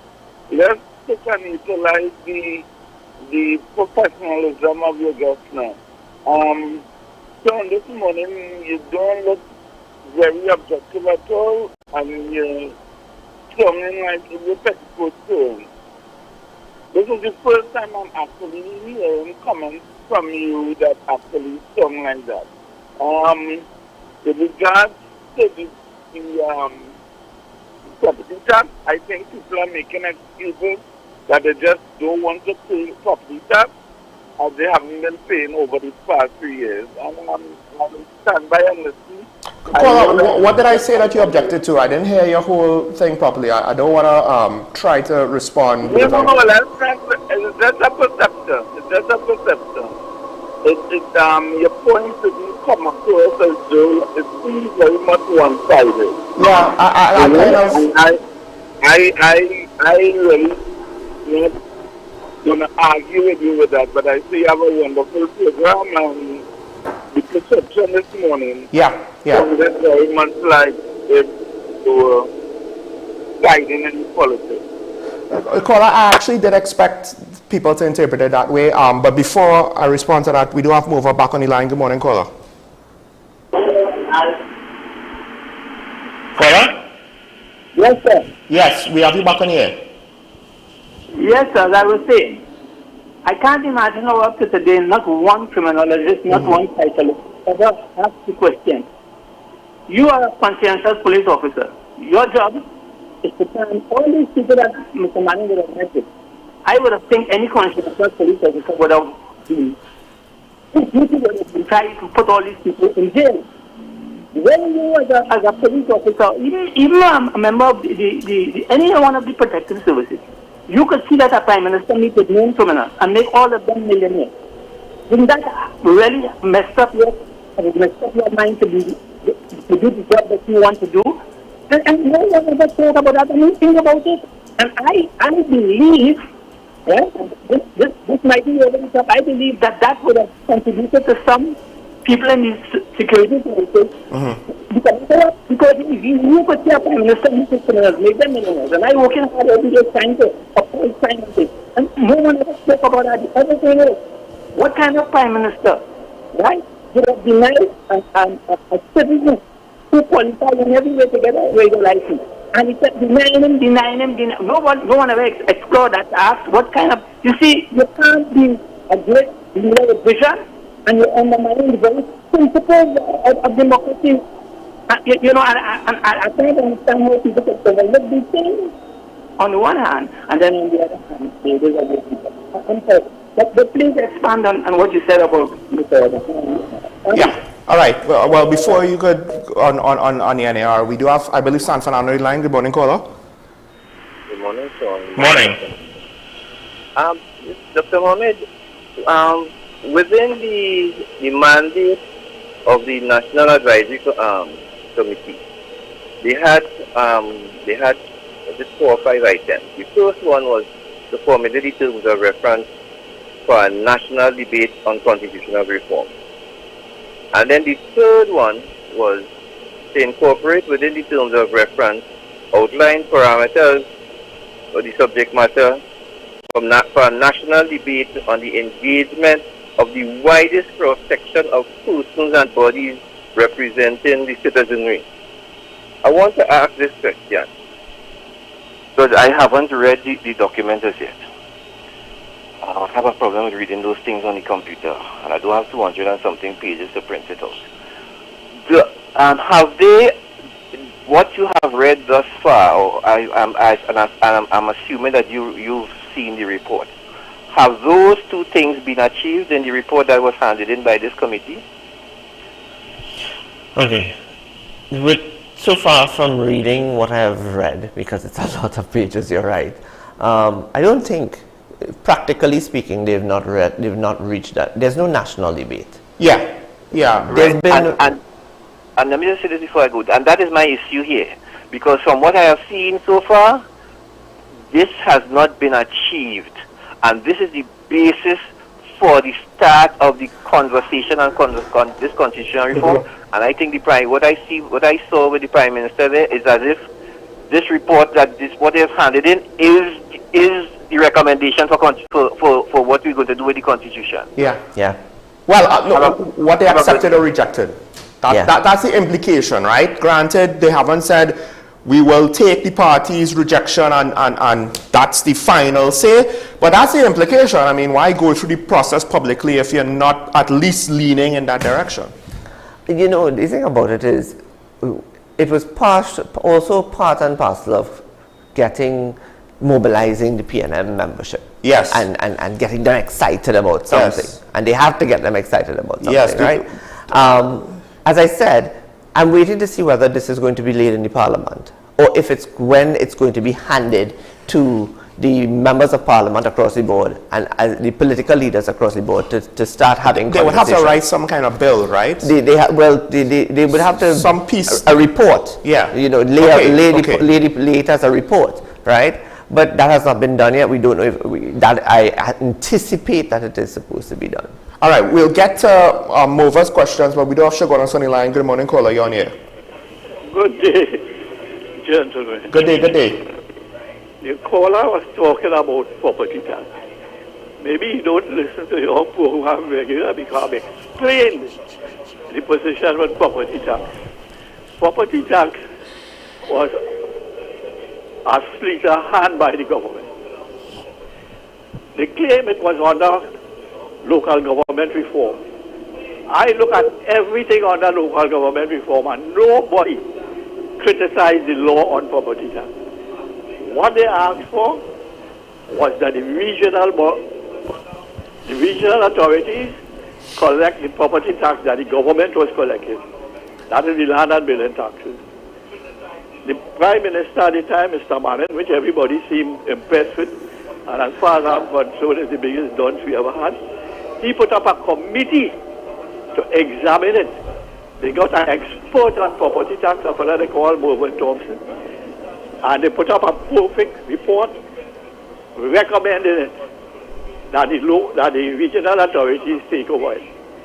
The government got people to draft the amendments to the Municipal Corporations Act to do that. And somehow, when the thing reached the Parliament, it did the opposite. It took away the cities and boroughs property tax instead. And that is the problem. The government never revealed the research on which that was done. I have asked your colleague, who was minister at the time, this question on a number of occasions, and she has never answered it. From what I understand, they consulted some American people on it. Now that is the stupidest thing to do. because the Americans have a totally different system with different principles. They have a capital value system. We have a rental value system. I have explained to you the difference on this before. We don't have time today. Nobody is examining this thing. So that property, look up to now, I get my assessment yet. Caller, no questions. We have other things that we need to. Thank you. Thank you. I'll just say this, and there was something that he reminded me of with regards to valuation errors or property tax errors. Like there are a lot of errors. There's some that I've just forgotten another one. I will sum up his contribution by saying that I agree with him. I totally disagree with the way this property tax is being executed. I don't agree with the rental value system. I don't agree with it. Absolutely and completely disagree with it. The sad part is, whatever they say it is, it doesn't seem to be consistent. No. And he's also right. The previous caller was also right. I was also asked whether or not the revenue offices, which is in some instances the warden's offices, are they equipped to take swipe credit cards? And the answer to that is no. That was it. We had a caller, right? When he said that it's supposed to be for local government, we had a caller who wanted to pay his property tax before they kind of took this hiatus or whatever you want to call it, to pay it to his local government office. They said, no, we can't take that. Take it. And I was like, the local government supposed to take, that's the whole point of this thing. But you see, it's not going to the local government. It's going to a branch of the Ministry of Finance, which is the warden's office and the revenue office. Well, right? then in theory. So really and truly, it's going to central just like government. how allocations get to local government, except half of it never actually reaches before the financial year. Now, going to Mr. Moore, I'll just say this. With regards to Mr. Manning, I get it. He's not perfect. And if I had to give you a brutally honest answer, yes, what he did engaging community leaders was wrong. I will say this, though. I think his priority, based on what Karen told me, a lot of the legislation in PNM has passed now, that was coming down the pipe then. Right? When combined, and when you look at it with regards to gambling, with regards to certain other financial crimes, right? Plus the patrol offshore vessels, it could have been his mistake was he was concentrating too much on the big fish, and he might have been the last leader to do so. Whether he would have been successful or not is a different debate. And he did not give the situation on the ground the just consideration that it required. And I would add to say that the last 3 years of Mr. Manning's office, time in office, the 2007 to 2010, it was the first time that Mr. Manning had gained such a huge majority in the parliament. Right. And therefore, power corrupts and absolute power corrupts absolutely. Go say ahead. And therefore, he would have lost some of his vigor, some of his positive characteristics, and it led to him becoming very narcissistical and all of that. It could be an example of it. Any day, you still need to have checks and balances, yes, no matter how good you might start off. And you see, we tend to throw, so a lot of times, and it happens because we've seen it happen with Bangladesh, your legacy, you could be in politics for 30 years, and then the last 5 years that you are in power, or it completely derails the entire 25 years before because you've done wrong to the people. Now, I have another observation, but before we get there, with regards to NAR and not having choices in the matter when they were in power. So, with regard to it was all about stabilizing the economy. That's the first thing. And they had to make certain stringent measures. It was all about trying to evade from going straight to the IMF and all of those contingencies that come. Because that's when foreign brands were not on the shelf. So there's the economic jargon, right? So there's the economic jargon there. But it didn't help that the coup happened. Right. And therefore, all of that culminated with the ousting and the losing of the government altogether. So that it's like you lost control of the economy, you lost control of national security, so then you lost the confidence of the people. But the control of the economy was not necessarily their fault. No, it is not. I'm the first one to say, for this PNM, there are certain things outside of their control. Yes. We're just criticizing how they manage within that space. Yes. And how they manage the expectations. Yes. The last thing I want to say, I find it interesting because you mentioned Mr. Manning, you also mentioned Ms. Thatcher and so many things that her successor enjoyed. I mean, think about it. I remember when NH International complained about a foreign firm contractor, getting contracts, maybe undermining the process of allocation. That caused a big thing for Mr. Manning. And we've literally seen not the same, but a somewhat similar situation just played out. Santa Rosa's tender has been cancelled. That whole process has been cancelled. Yeah. Like, Dr. Keith Rowley is using Chinese firms to construct, maybe even Chinese money to finance, right? Like, and a lot of the legislation, again, I think procurement to some extent might have started with Mr. Manning's time, the gambling legislation. Like, there's a whole set, some of which the UNC basically shelved, the partnership shelved. And the main difference is those things Mr. Manning was looking to do so with his majority at the time. They can't do it now, and we get these simple majority watered down. So you just concreted my point that for successive governments, if it doesn't meet their agenda, they don't look at the worth and the positive worth of what the policy agenda is or the legislative agenda is and what it can bring to the government in a successive manner, and they shelve it. And we've seen that for successive governments. If that is the attitude in the first past the post system, you really think we could handle the complexity of proportional representation? I mean, you have a point there. I look at Europe, I look at both the European Union's parliament, and I look at the countries of Europe, and I say, wow, they're in a mess. Correct. Right? They make America look sane, and America does not look sane right now. Right? Correct. But at the end of the day, and I think this goes back to why I think it's fair for us to question the current PNM's lack of vision. All they do is cut costs and pass legislation that technically, potentially, was on the docket when Mr. Manning was in power. Yeah. That's not a vision. And part of their legislative agenda also came out of the former Ministry of Justice under the People's Partnership. Well, there you go. So it's happening chirrup in parts. We need, I'll say this, there are two things I want to say before we end. One, we need to start thinking differently as to how we vote. And I keep asking, what is the value of your vote? Is the value of your vote worth going back again to the same dynamic? Or are you prepared to somehow give somebody else a chance? Somebody who can really and truly make a difference? A new grouping of young people mixed with mature minds who has a passion for the people and for the better of the country. And then you go ask me the next question, well, where that coming from? It's not that it's impossible. There's people who, we were talking about this off camera, there are people who genuinely want to be a part of this thing, but Trinidad and Tobago is so brutal to anything new. The Trinidadians are doing themselves a disservice because they need to follow Tobago. Yes. Right? If it's one time in our whole history that we need to take a page and follow Tobago, it's now. That's the first thing. The last thing I want to say is, this afternoon, the results of CSEC and CAPE are going to be released. And I want to say to the young people out there that this is not the end. This is just the beginning of a whole brighter future. Don't allow the results that you get today to cause you to give up. Don't cause yourself to think that your dreams are impossible. And life has a way of giving us different opportunities, and life is not linear. It takes us through different curves, ups and downs, and roundabouts before we get to where we're going. So whatever those results are, take it and make the best of it going into your future. But this is not the end of the road. With that said, I'd just like to point out that, look, I get it. What I said might seem somewhat biased or emotional or not my usual discourse, but I was so appalled by the implications of this exercise.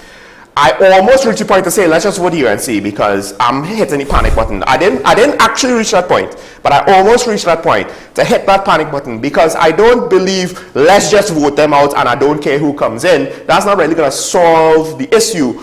But it almost got there psychologically for me.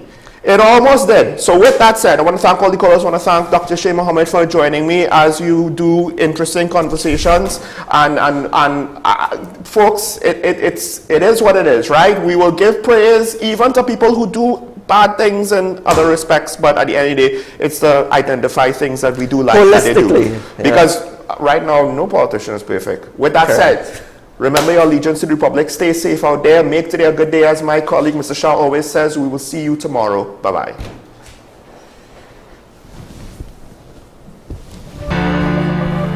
Even Karen, she will say.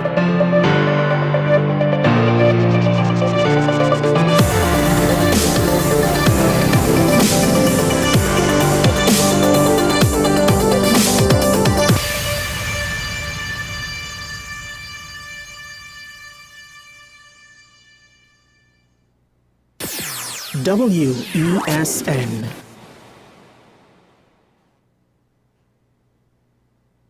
The home of Caribbean content is growing, and we welcome you to be a part of the #1 platform for young personalities who are driven to make a positive impact in society. As we continue to reach every corner of Trinidad and Tobago through our daily broadcasts, our social media pages, or through our 75+ digital billboards across the nation, contact us to learn about our competitive rates via marketing at wesncc.com or call us at 628-5835. WESN Content Capital, television with a difference. FanZone, your reliable, authentic supplier, has just gotten better. You can now visit our website www.fanzonett.com for your authentic wear and collectibles. The only place where you can use both your Visa debit and credit cards. Visit our website fanzonett.com to make your purchase today. Take some time for yourself or spend some time with the family at Sandy Point Village Hotel. Enjoy our various studio and suite apartments, self-contained with their own kitchenettes and Wi-Fi. We also have our famous 100-foot swimming pool and our beachfront restaurant, the Steak and Lobster Grill. And our location in Crown Point puts us near the center of activity, from the nylon pool to the local nightlife. Call us and make your reservations at 639-8533, 389-2378, or email us at sandypointvillagehotel@gmail.com.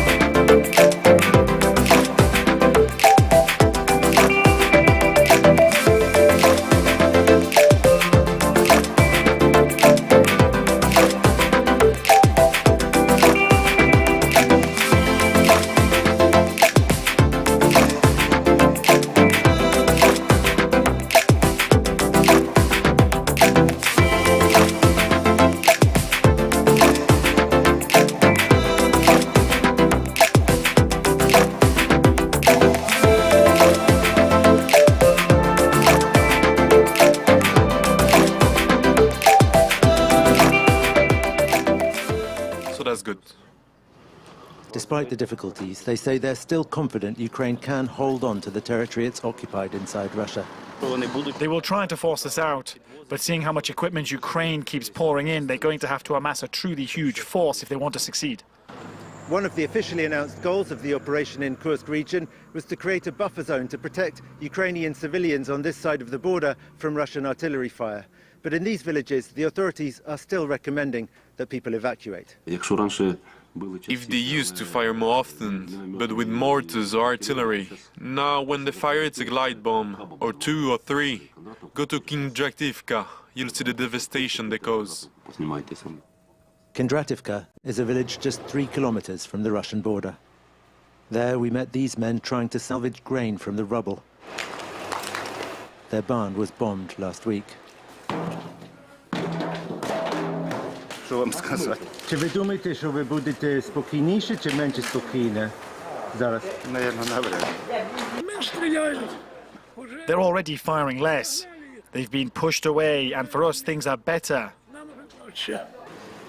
The real positive effects of the Kursk offensive are to be felt not in these border villages, though, but deeper inside Ukraine, where it has renewed confidence in the country's armed forces and their ability to take the initiative.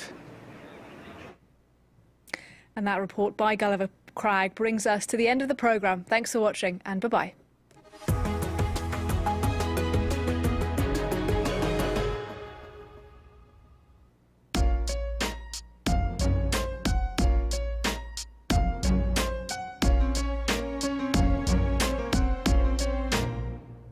Hello, I'm Annette Young, and welcome to the 51%, a show about women reshaping our world. Coming up, As Saudi Arabia declares life for women in the country has improved considerably, one activist who promoted gender equality in her social media posts is now in jail. I'll be talking to Bissam Fakir from Amnesty International about her plight. And as Pakistan confronts a series of crippling heat waves, it's pregnant women and newborns who suffer the most. As a result, its midwives have found themselves on the front line of climate change. And the life of Alice Milliard, the little-known French woman who established the first ever Women's Olympics in Paris in 1922. But first, and there's a Nike ad which has gone viral, which is encouraging young Saudi women to take up sports, something that would be unthinkable 10 years ago. To the outsider, life in Saudi Arabia for women seems to have changed dramatically in recent years. They can now drive. Female dress codes have been relaxed while the government has invested hugely in sports and entertainment. However, human rights groups say at the same time it has also convicted and sentenced dozens of people for expressing their views against the authorities online. Amnesty International has called for the immediate and unconditional release of Mahanel Al-Khataibi, a 29-year-old fitness instructor and women's rights activist who was sentenced to 11 years in jail by a Saudi court last January. Joining me now from Amman is Bissam Fakir, a campaigner with Amnesty International. Bissam, thank you for joining us. Firstly, tell me more about Manahel and how the young fitness instructor ended up in prison. Manahel is a woman human rights defender and she's a fitness influencer, and she's been sentenced to 11 years in prison on terrorist offenses for broadcasting false news, according to them, and publishing information related to terrorist crimes. But Amnesty has reviewed the court documents, and we know that the reason that she was charged is because she posted videos of herself on Snapchat in indecent clothes and went to the shops without wearing a abaya, and called for an end to the male guardianship system on Twitter. So, in one of the recent calls that that her family received from her, they said that she was being prevented from doing yoga or any type of physical activity in prison. And this really broke my heart, because the reason that she became a fitness influencer was because she has a condition with her muscles. In one of her last calls, she also said that she suspects she has a broken leg from being beaten. Just the injustice of it all is just heartbreaking. Yet life, Bissam, has improved undoubtedly in Saudi Arabia. So why do women activists continue to face suppression? Life has improved for Saudi women in numerous ways. So, for example, they were granted the right to drive. They were granted the right to travel without a male guardian. But notably, the women that campaigned for the right to drive were imprisoned. Some of them have since been released, but they're facing travel ban. They faced torture in prison. It is, I believe, a case of pink washing, entertainment washing, sports washing. Saudi Arabia is just sinking millions of dollars into cleaning up its image. And as an Amnesty International campaigner, my fear is this, that all of these, attempts to create these smoke and mirrors through things like, this Nike ad or bidding to host the World Cup in 2034, it really gives them cover to continue imprisoning people like Manahel, to continue imprisoning women human rights defenders and people that are expressing themselves online. And we really need to be on guard about this. Is there any grassroots feminism at all when you take into account the current environment? Saudi women are incredibly brave. There are things that you and I might not be aware of. There's organizing happening all the time in Saudi Arabia. We're getting court documents that indicate that people are being detained for expressing themselves.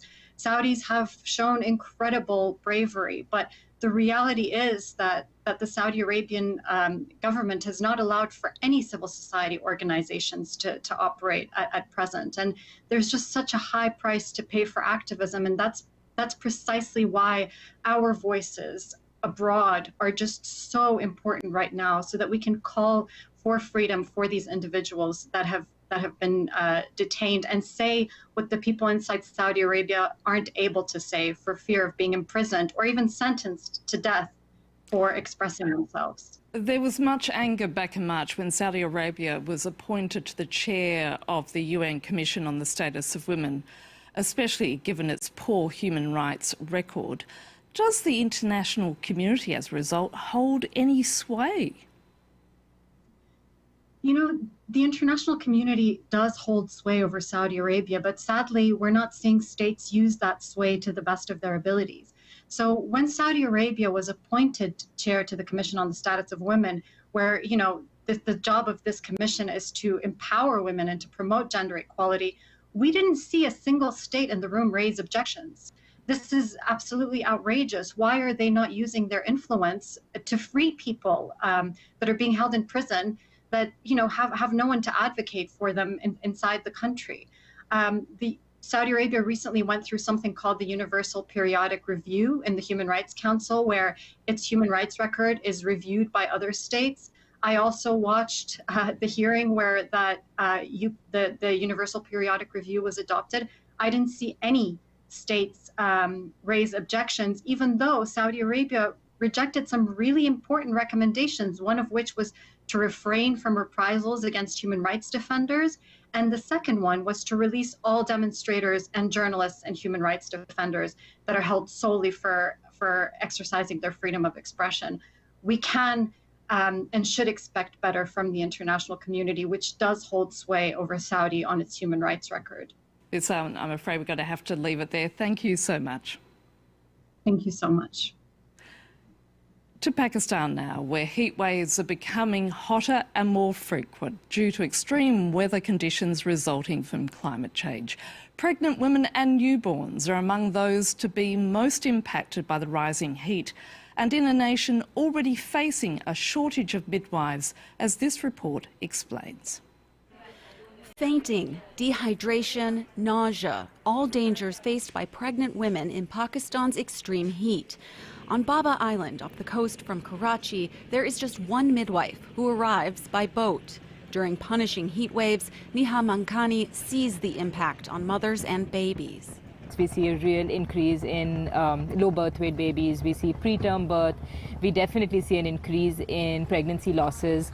There's some summer months where all the babies that are born through our program in these islands are hospitalized for respiratory issues. In Pakistan, heat waves are becoming hotter, longer, and more frequent due to climate change. In May and June, temperatures hit 52 degrees Celsius for days. There is no hospital on Baba Island. Mankani founded the Mama Baby Fund in 2015 and set up a clinic there. And until her ambulance boat launched last year, expectant mothers were at the mercy of the elements. Last summer, Zainab miscarried during a heat wave. While cooking, all of a sudden I felt ill. My husband went to find someone to transport me, but he couldn't find anyone. Finally, we went in a small boat. On the way to the hospital, my baby died. Polluted water, no access to running water, and little electricity on the island increases the health risks. The clinic provides basic advice to expectant mothers during heat waves, such as using dry, clean towels to wrap their newborns in, washing their breasts before feeding, and staying hydrated. Girls on the impoverished island wed as young as 16 years old, so mothers are often inexperienced. Now, with Paris hosting the Olympics, this is the time more than ever to remember the pioneers of women's sports. French woman Alice Millier established the first ever Women's Olympics in Paris in 1922, but it took another 100 years for parity to be reached, with the Paris Games being the first this year to see the same number of women athletes as men. It's 1896 in Athens, and Baron Pierre de Coubertin, then president of the International Olympic Committee, revives the modern Olympic Games. But only male athletes are invited to compete. Je n'approuve pas personnellement la participation des femmes à des concours publics. Aux Jeux Olympiques, leur rôle devrait être surtout de couronner les vainqueurs. Le véritable héros olympique est à mes yeux l'adulte mâle individuel. But in the western French city of Nantes, the daughter of a grocer decided to challenge the status quo. Alice Milliat was born in 1884. Her parents always encouraged her to be independent. And, aged 20, she moved to London, where she worked as an au pair, and where she also discovered a passion for sport, specifically rowing. Widowed at only 24 years old, she then devoted her life to challenging patriarchal and misogynistic attitudes in the world of sport. At that time, male domination was based on the idea that women's bodies were weaker than men's, and women playing the same sports as men would show that women were actually equal to men. Alice Milliat stirred up controversy in a male-dominated society hostile to the very idea of women in sport. They thought sports could impact women's fertility, could harm their reproductive organs, and make it difficult to get pregnant, which was their main role at that time. But Alice Milliat hit back, and in 1922 organised the first World Games for women in Paris. With 77 athletes from 5 different countries, the event was an unqualified success, drawing large crowds. 6 years later, Milliat won her battle when the Amsterdam Olympic Games officially hosted female athletes for the first time. And she became the first woman to serve on an Olympic jury for athletics. But Milliat withdrew from the world of sport at the end of the 1930s after falling ill and growing tired of the endless criticism. She lived out the rest of her life in anonymity until her death in 1957 at the age of 73. And that's all for this edition, but in the meantime, we'd love to hear from you, so do reach out with your suggestions via Facebook, Instagram or X. So until the next show, bye for now.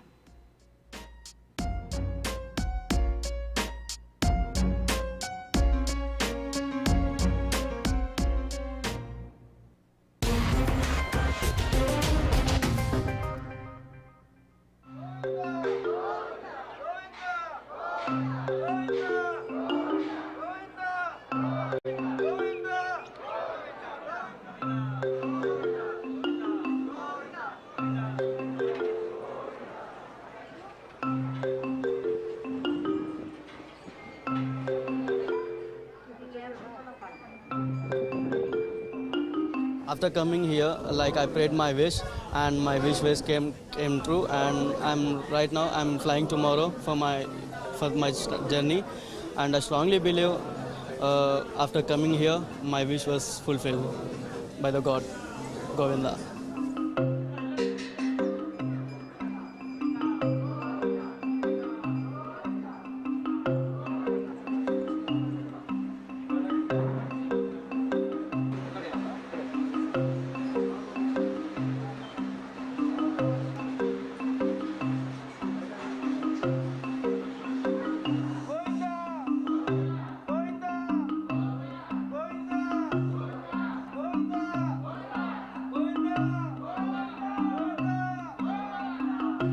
Every single member of my family members, like cousins who stay now in US, every single member who came here before visa and after visa. So I thought, like, okay, whenever I do this process, I definitely have to come and visit and see if this really is true. And thank God, he showed some mercy on me, so I really came back. I got my visa approved.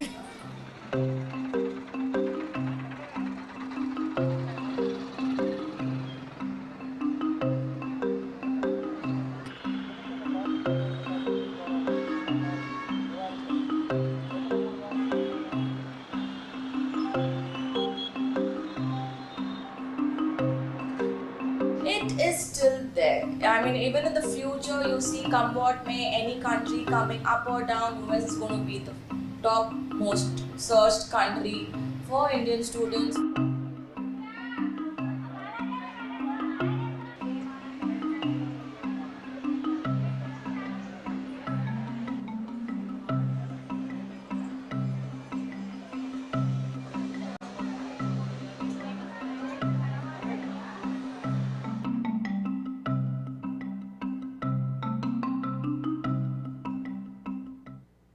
Thanks very much for staying with us. Time now for Eye on Africa with me, Georgia Calvin-Smith.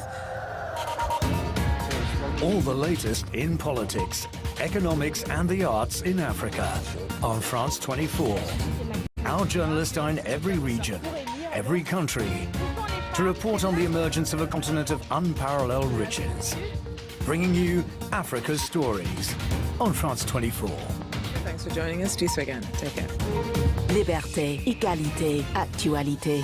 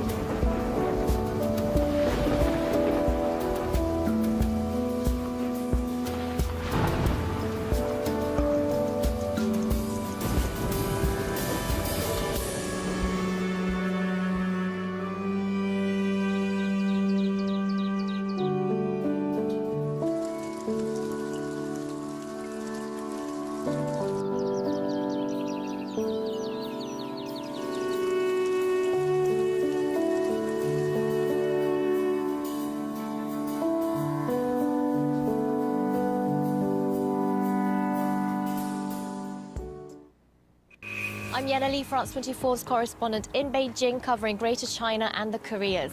Catch my reporting on TV, on our website, and on all our social media platforms.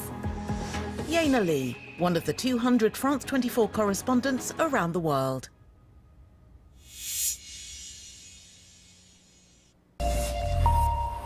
Hello, you're watching Around the World on France 24. I'm Nadia Massi. The world news headlines. Israel retrieves bodies of 6 hostages from Gaza as mediators push for a deal to free those still being held and to pause the bombardments. Antony Blinken in Cairo for talks today. Joe Biden passing the baton to Kamala Harris on day 1 of the Democratic National Convention. He tells the party faithful, "I gave you my best for 50 years. WESN.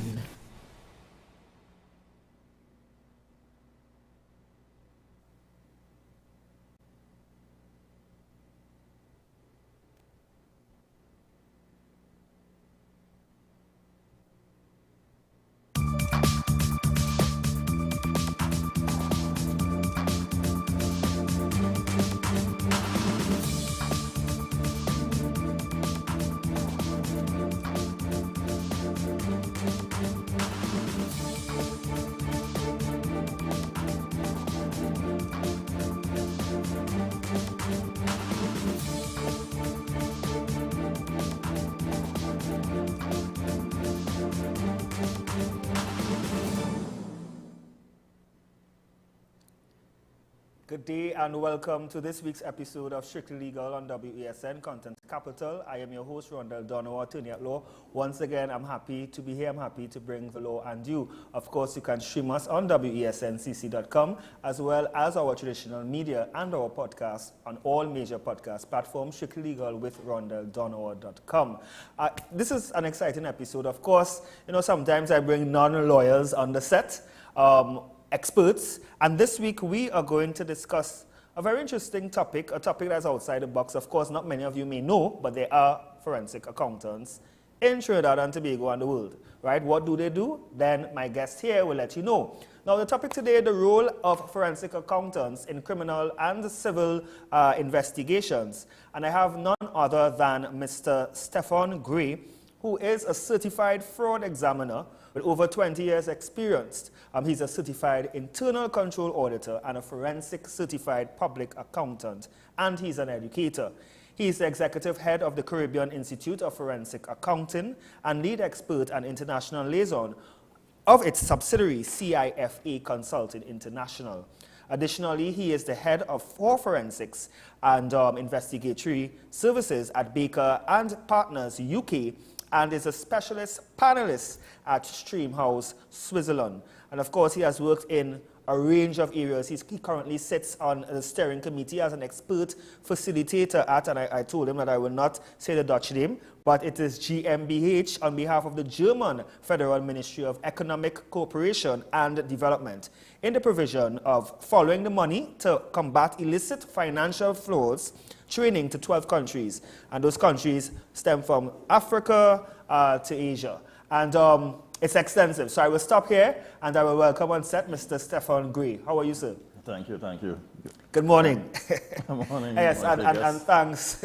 Yeah. And thanks for agreeing to come on the set. And I always say that this is a noble set where many great minds sat. Oh, yes. I hope I'll get some knowledge when I leave on the chair.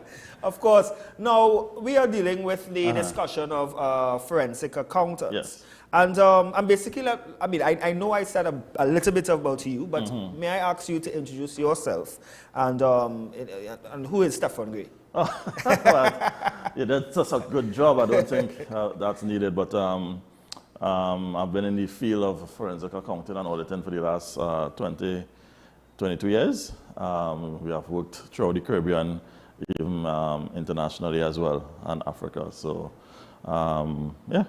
That's it. And of course, you are you're head of, as we said, the Caribbean Institute of Forensic Accounting. Yes. So can you tell us exactly what is that institute and what role do they play in terms of in the financial world? Yeah, well, the institute, we founded that in 2009, and it has been responsible for the qualification and training of at least 85% of the forensic accountants from the Caribbean market, and probably a higher portion from the Trinidad and Tobago market, probably around 90-something% of the qualified forensic accountants we have provided training for, and also throughout the Caribbean, a lot of law enforcement agencies and audit supreme agencies we have also provided direct training for as well. And as we under with the topic of, again, forensic accounting, can you just explain that term? What exactly is forensic accounting, and obviously who is a forensic accountant? Actually, the term was spent, it used to call it in investigative accounting back in the 70s and 80s. And it turns out it was a Trinidad and Tobago case that caused that expert on that case to rephrase it to say forensic accounting. Yeah? Gotcha. So Trinidad Real International. Oh, okay. Yeah, so Trinidad had a part to play in that whole coining of the phrase, but it's more investigative accounting. We call it to identify the 5 W's: who, what, when, why. You know? So who is responsible for the transaction, what went wrong, why it went wrong,